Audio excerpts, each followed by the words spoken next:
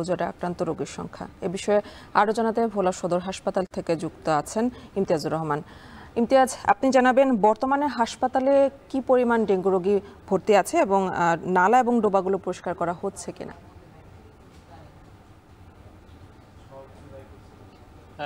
উপকূলীয় দ্বীপ জেলা ভোলায় কিন্তু ডেঙ্গুর প্রকোপ বৃদ্ধি পাচ্ছে।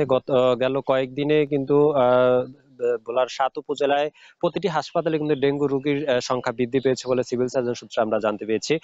তবে ডেঙ্গুর রোগীর সংখ্যা বৃদ্ধি পেলেও কিন্তু ডেঙ্গুর প্রতিকারে তেমন কোনো উদ্যোগ কিন্তু প্রশাসন, জেলা প্রশাসন, উপজেলা প্রশাসন, পৌর কর্তৃপক্ষ কিংবা হাসপাতাল কর্তৃপক্ষ কিন্তু আমরা দেখতে পাইনি।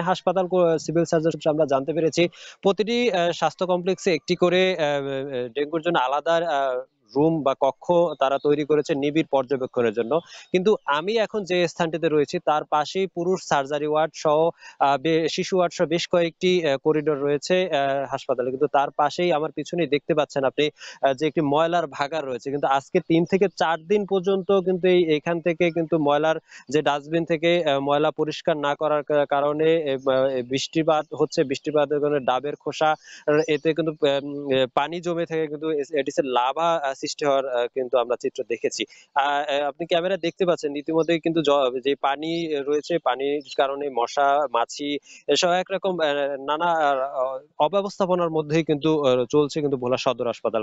এই এছাড়াও কিন্তু যেই ঝোপঝাড় জঙ্গল প্রতিটি স্থানে কিন্তু মশার উৎপত্তি বৃদ্ধি পেয়েছে। কিন্তু শুধু এই চিত্র কিন্তু ভোলা সদর হাসপাতালের সামনেই নয়, এর চিত্র কিন্তু শুধু ভোলা পৌরসভার ৯টি ওয়ার্ডের কিন্তু একই ৯টি ওয়ার্ডের কিন্তু একই চিত্র। ভোলা পৌরসভা কর্তৃপক্ষ কিন্তু এখন পর্যন্ত মশক নিধনে তেমন কোনো পদক্ষেপ গ্রহণ করেনি বলে আমরা দেখেছি। তো এই ছিল আমার কাছে ভোলার সদর হাসপাতাল থেকে ডেঙ্গুর সর্বোচ্চ তথ্য। ধন্যবাদ ইমতিয়াজ। ভোলায় বাড়ছে ডেঙ্গুর সংক্রমণ, সে খবরই জানাচ্ছিলেন সহকর্মী ইমতিয়াজুর।